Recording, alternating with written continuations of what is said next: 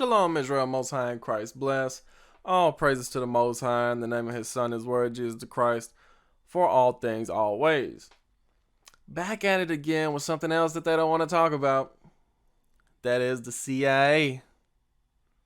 Your friend and mine. All right, so let's get into it. Okay, I got this article by PBS.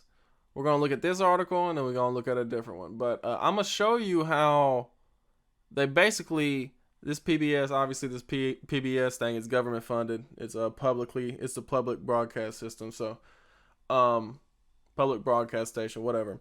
They're going to show you the Jedi mind trick, basically. They're going to tell you one thing, but then contradict themselves in what they say. So we're going to get into it. Since its creation in 1947, well, the name of this article, Cocaine, Conspiracy Theories in the CIA in Central America, all right? Since its creation in 1947 under President Harry Truman, the CIA has been credited with a number of far-fetched operations. See, they're saying, oh, it's far-fetched, right? While some were proven. So some were proven to be true, all right? The infamous LSD mind control experiments of the 50s. So this is talking about MK Ultra, how they would experiment on U.S. and Canadian citizens by giving them drugs to see what happened to their minds, see if they could control their minds, all right? Others, like the assassination of JFK and the crash of the saving and loan industry, have little or no merit. It's like, well, I realize that they literally used mind control on U.S. and Canadian citizens, but I mean, they took out a president and, like, mess with the economy. That's a little bit far-fetched, all right? In 1996, the agency was accused of being a crack dealer, right? And we're going to get into it. A series of expose articles in the San Jose Mercury News by reporter Gary Webb told the tales of a drug triangle during the 80s that linked CIA officials in Central America, a San Francisco drug ring, and a Los Angeles drug dealer. According to the stories, the CIA and its operatives used crack cocaine sold via the Los Angeles African American community to raise millions to support the agency's clandestine operations in Central America. The CIA's suspect past made the sensational articles an easy sell, right? Because they knew there was no, like, ethical concerns with this. The CIA didn't have any ethics, didn't have any morals. So this makes sense. Talk radio switchboards lit it up, as did African American leaders like U.S. Representative Maxine Waters, a Democrat from Los Angeles, who pointed to Webb's articles as proof of a mastermind plot to destroy inner-city black America. One of the people who was accused in San Jose Mercury News of being in the midst of the CIA cocaine conspiracy is one of the most respected, now retired veteran DEA agents, Robert Bobby Neves, right? He's very respected, right? The most respected DEA agent. You have to understand, Central America at that time was a haven for conspiracy theories. He's like, look, I understand how this looks, but you just gotta get it. You don't know what you're talking about. Christic Institute, people like Gary Webb, others down there, looking to dig up some story for political event. And they're just looking to dig up some story. They don't know what they're talking about when it comes to that. Look, I mean, I know how it looks. Neves said, no sexier story than to create the notion in people's minds that these people are drug traffickers. I mean, look, it's very sexy, very hot, very titillating.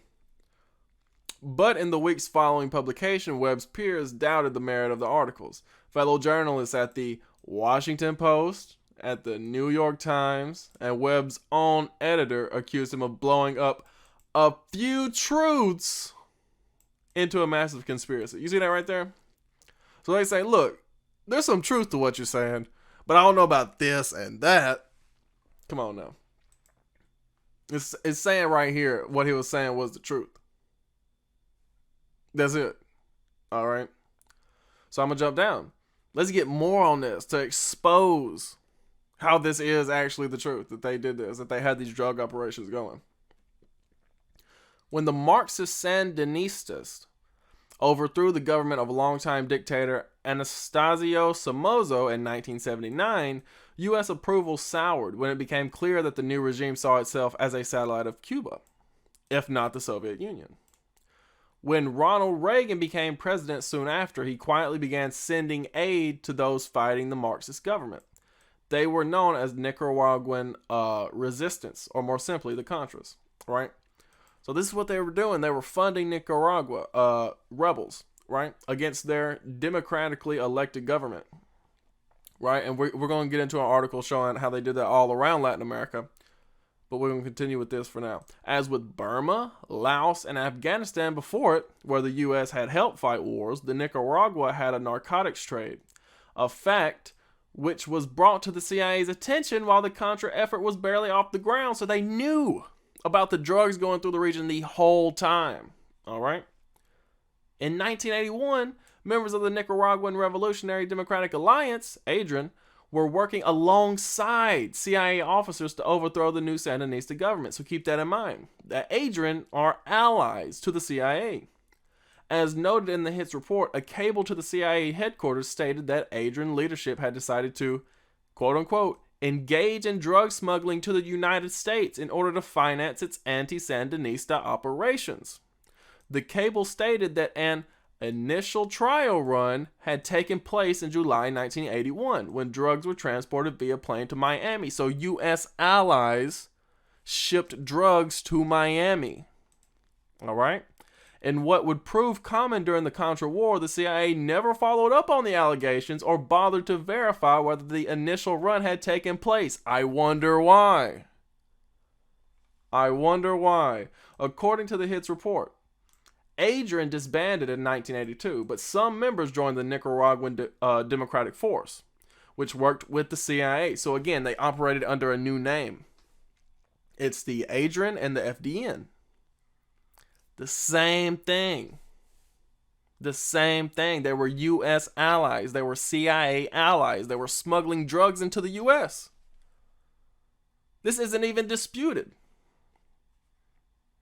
In another instance, the CIA received allegations that 5 members of the Democratic Revolutionary Alliance, ADRAN, those fighting along the border of Nicaragua and Costa Rica, were involved in drug trafficking. The 5 were allegedly working with known drug trafficker Jorge Morales.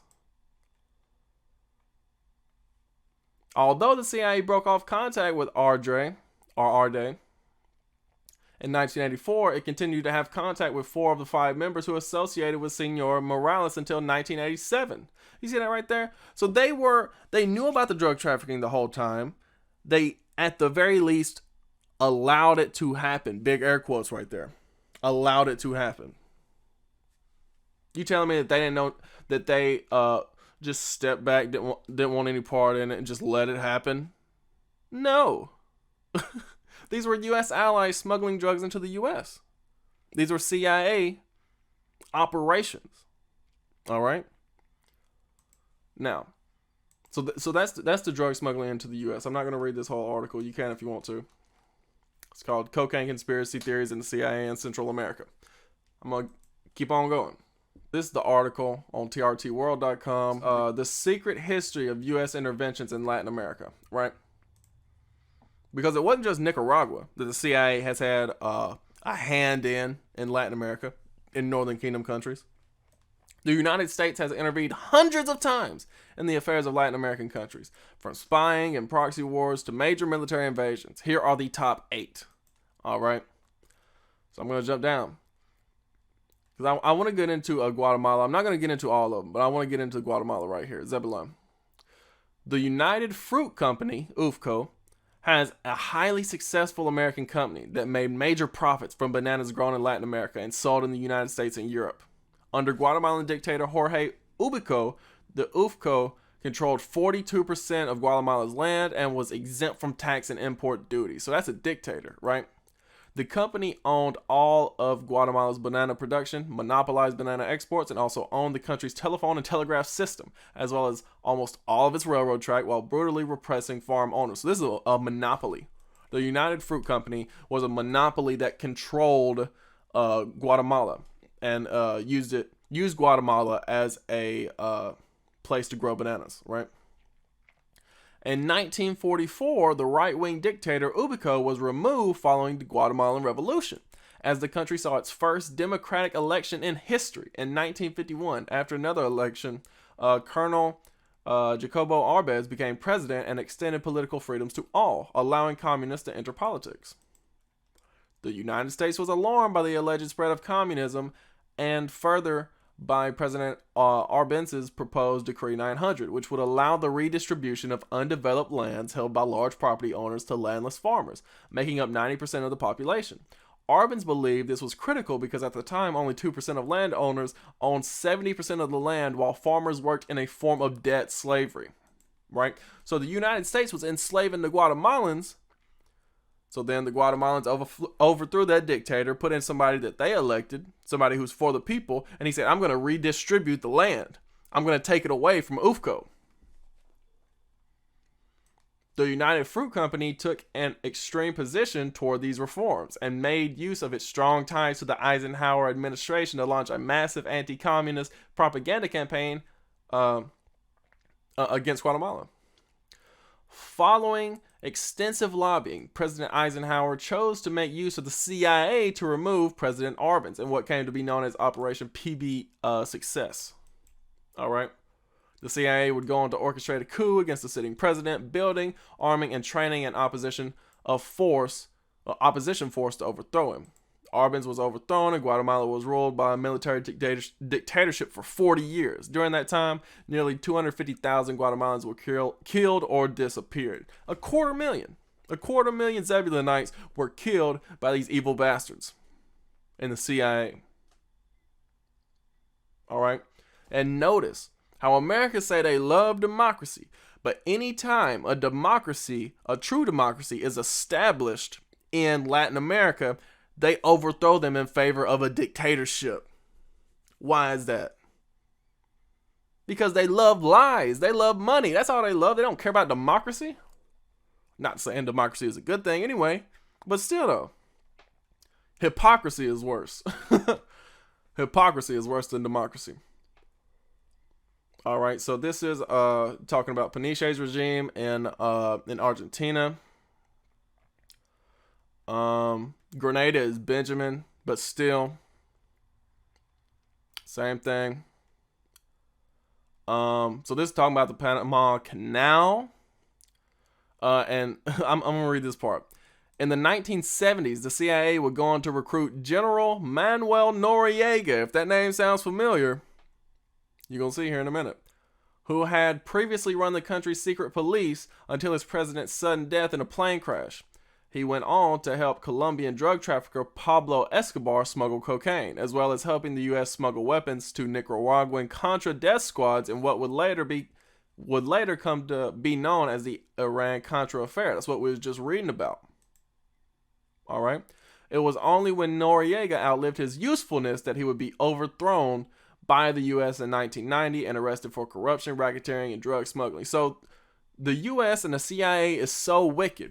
They hired Noriega to do all this corruption, racketeering, and drug smuggling. And then whenever he outlived his usefulness, they arrested him, overthrew him.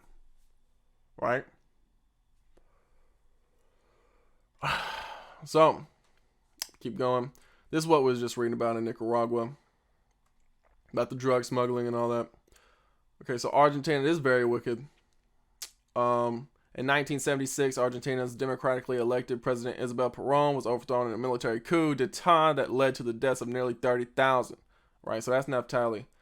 But, so yeah, all the crimes that included, the human rights violations. Crimes included mass execution, extrajudicial arrest, torture, and rape, as well as the relocation of children born of pregnant detainees. They separated the children from the mother, as that curse does state in Deuteronomy 28 and verse 32, and verse 41 about them going into captivity. So yeah, notice anytime that there is democracy established in one of these Northern Kingdom countries, the U.S. and the CIA specifically come through and they overthrow them in favor of a dictator. Brazil in 1964, President JFK backed a coup d'etat against Brazilian President João Goulart to prevent Brazil from becoming another Cuba, right? Because they hate Meneses. They hated specifically Castro. They tried so many times to assassinate Castro and just failed miserably because the Lord wanted him to live out his life. All right. Brazil's return to democracy would see several right-wing hardliner governments come to power, resulting in deep inequality and extreme poverty for the country that continues to affect it to the very day. All right. So that's why Brazil is so messed up as it is. It's because JFK did some coup d'etat to prevent it from becoming like Cuba. All right. So this goes into Cuba a little bit. In exchange for Cuba's independence, the U.S. forced the newly independent nation to include the Platt Amendment in its new constitution. The Platt Amendment prevented Cuba from leasing land to any country but the U.S. And allowed for U.S. intervention in Cuban affairs and forbade it from negotiating any treaties with anyone but the U.S. So you see that wickedness right there? So the U.S. helped Cuba in its revolution, but they said, you're going to have to be a puppet state for us. The Platt Amendment would also set the basis for leasing Guantanamo Bay to the U.S., allowing them to carry out extrajudicial torture on foreign soil. In 1959, Fidel Castro overthrew the U.S.-backed military Batista government in power, causing alarm in the U.S. over his explicit communist agenda and links to the Soviet Union, right? So that was Fidel Castro with the help of Che Guevara. The Batista government opened Havana to U.S. investment and tax refuge, exploitative tourism, organized crime syndicates and drugs, and announced that it would match dollar for dollar any investment over $1 million in the U.S. Right, so the government that the U.S. set up said, hey, come help us out. Come help us out. President Eisenhower would oversee plans to overthrow Castro with the same model used in Guatemala, eventually implemented by President Kennedy. In 1961, CIA trained anti-Castro exiles landed in the Bay of Pigs, supported by U.S. strikes on Cuban airfields. Right? So this is what's known as the Cuban Missile Crisis. Castro's communist government was well equipped with Soviet weapons and defeated the invasion, which would lead to the notorious Cuban Missile Crisis standoff the following year as the world came dangerously close to outright nuclear wars. So America just about brought on World War III back then in the early 60s, playing around with Cuba, trying to enforce its will upon Cuba. Right? And there was so many assassination attempts on Fidel Castro throughout the years. It's pretty funny because it never worked. Not even once. He lived out his days. All right. So with that, let's get into the scriptures. Let's get into the scriptures on this thing. A lot of the same scriptures. You're going to see a lot of the same scriptures with the CIA as we went through with the FBI, because they're pretty much the same thing, right?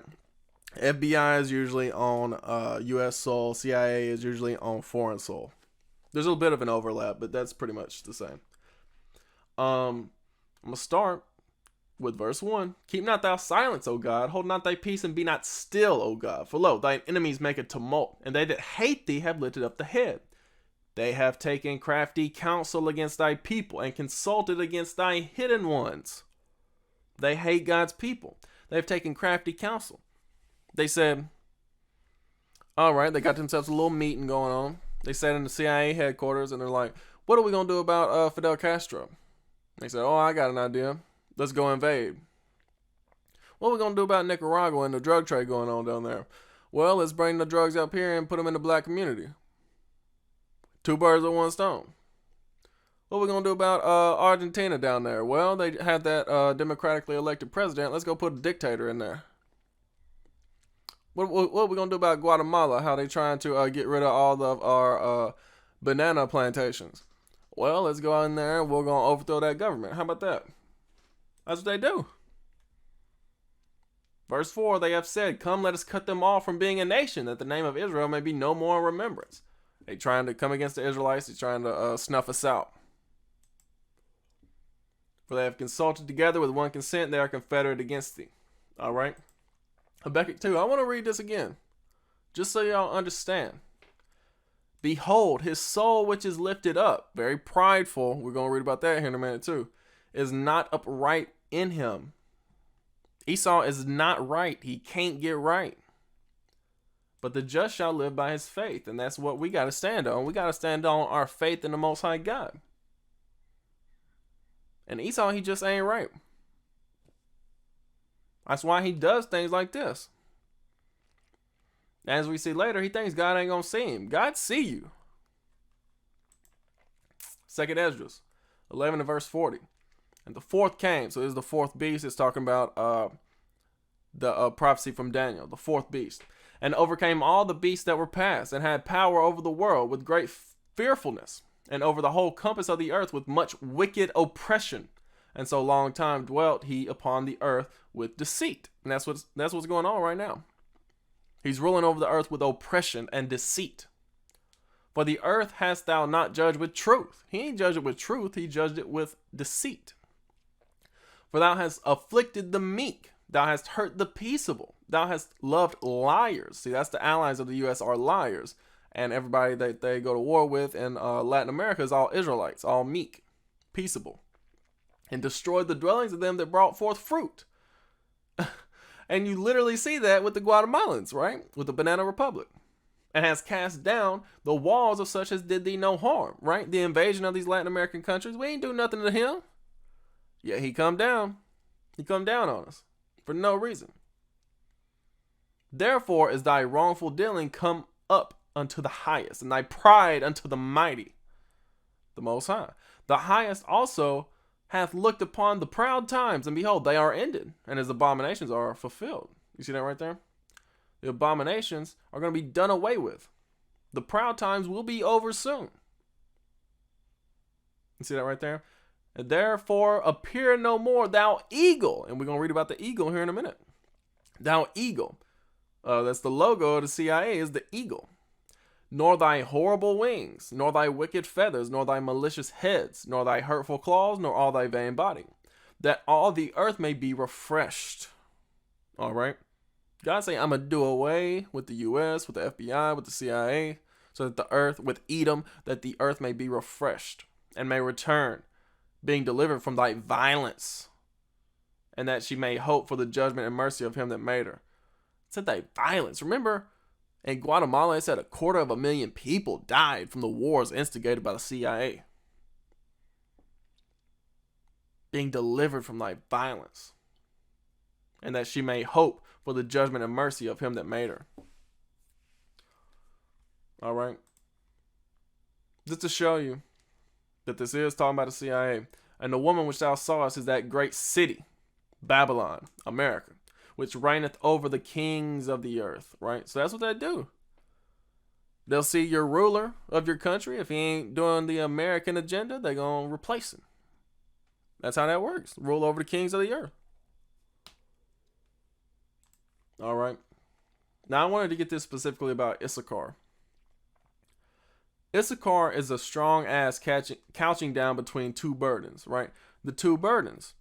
The burden of America, as far as being here, being a servant, or the burden that comes with the drug trade, if he stays in his own country or goes south.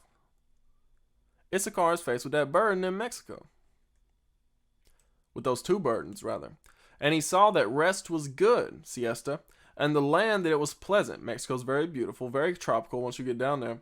And bowed his shoulder to bear, and become a servant to tribute. See? Issachar said, hey, I'd rather choose America than deal with what's going on in Mexico and the rest of Latin America with the drug trade. So that's why you see him coming here. Because of the instability the CIA has wrought in Latin America. All right. Proverbs 29 and verse 2. When the righteous are in authority, the people rejoice. And that's how we're going to be rejoicing when Christ come back. But when the wicked beareth rule, the people mourn. And you see that right there. All the people in Latin America mourning. The people in the U.S. are waking up. We mourning because it sucks here too. That's what happens when the wicked bear rule. When the CIA is experimenting on the people here in the U.S. and Canada and creating instability throughout Latin America, we're mourning. It's terrible. Bringing drugs throughout the communities, it sucks. This is Psalms 10. And again, we read this with the FBI video, but still though, we're getting into it. Verse 3, for the wicked boast of his heart's desire, and bless the covetous whom the Lord abhorreth. And that's what you saw in Guatemala. That's what you see with the drug deal, with the drug trade. The wicked, through the pride of his countenance, will not seek after God. God is not in all his thoughts. You don't give a damn about God. You look on the money and God we trust. Man, they don't care about God. His ways are always grievous. Thy judgments are far above out of his sight. As for all his enemies, he puffeth at them. You see that right there? That pride. He's like, man, I ain't worried about the enemies. I ain't worried about the people that hate me. He has said in his heart, I shall not be moved, for I shall never be in adversity. You watch these like movies, TV shows, whatever about the future, and America's always in it.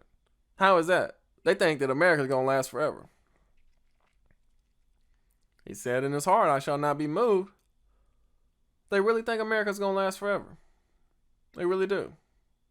I shall never be in adversity. They think war ain't coming here. They think they can go and cause war in every country, but war ain't gonna come here.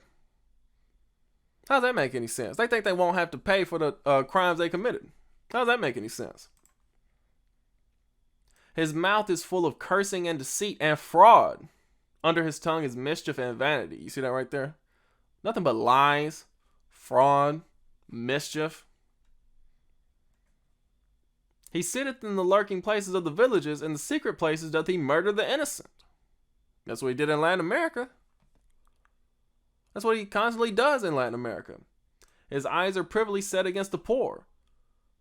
Remember about the Guatemala debt slavery? That was going on in the 40s?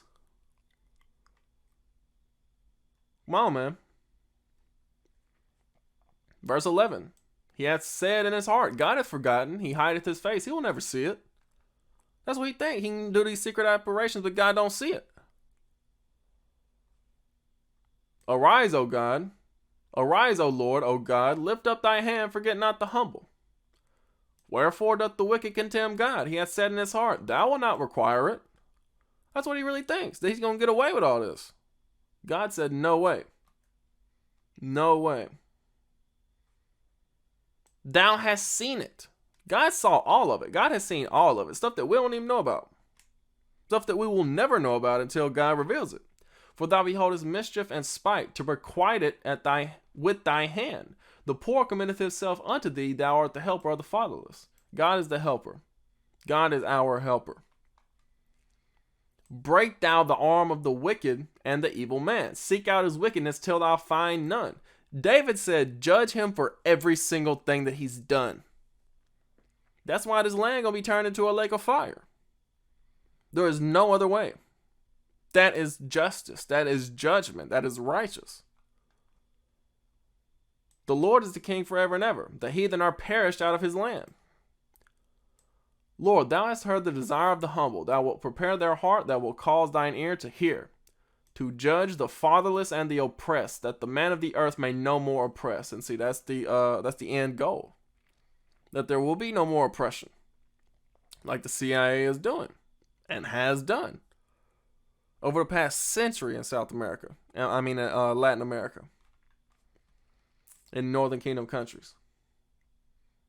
That the U.S. may no more oppress in this land as it has done for the past few hundred years. Let's get to Obadiah. Obadiah, start with verse 1. The vision of Obadiah. Thus saith the Lord God concerning Edom. Edom is so-called Caucasian. We have heard a rumor from the Lord, and an ambassador is sent among the heathen. Arise ye, and let us rise up against her in battle. That's what it's leading to. World War III. Behold, I have made thee small among the heathen. Thou art greatly despised. Everybody hates Edom. Everybody hates America. Everybody hates the CIA. The pride of thy heart hath deceived thee.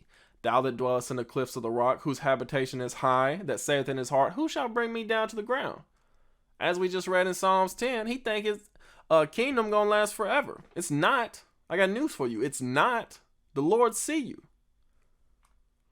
He said, who shall bring me down to the ground? The Lord will. Though thou exalt thyself as the eagle. Remember, this is Edom. The eagle, the CIA logo is what? The eagle. And though thou set thy nest among the stars, space travel, thence will I bring thee down to the ground. God said, I'm going to bring you down. I'm gonna bring you down. If thieves came to thee, if robbers by night, how art thou cut off? Would they not have stolen till they had enough? So God said if a thief comes to your place, they're just going to take until they have enough loot and then go. If the grape gatherers came to thee, would they not leave some grapes? Not Esau. He going to take your whole land. And whenever you try to take it back, he going to send somebody to overthrow your government so he can take the land back. He don't care if he kill 250,000 people. How are the things of Esau searched out? How are his hidden things sought up? And that's what it said in Psalms 10. God see everything. God see everything you've done. All right. Let's get Psalms 94. I want to read this whole chapter. Starting with verse 1. O Lord God, to whom vengeance belongeth. O God, to whom vengeance belongeth, show thyself. So this is David. He's standing up. See, he's saying, Lord, please stand up and get vengeance for us. Lift up thyself, thou judge of the earth. Render a reward to the proud. As we just read in Obadiah, the pride of Edom's heart had deceived him. Lord, how long shall the wicked triumph? And if you read Malachi 1:4, you know that the wicked is Esau, is Edom. How long shall they utter and speak hard things, and all the workers of iniquity boast themselves?